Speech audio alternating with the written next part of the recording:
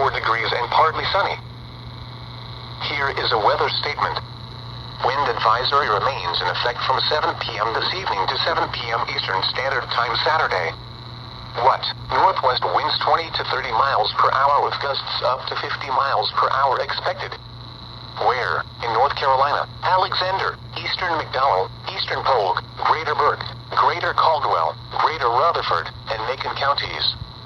In South Carolina, Greenville Mountains County. When? From 7 p.m. this evening to 7 p.m. Eastern Standard Time Saturday. Impacts: gusty winds will blow around unsecured objects. Tree limbs could be blown down and a few power outages may result. Winds this strong can make driving difficult, especially for high-profile vehicles.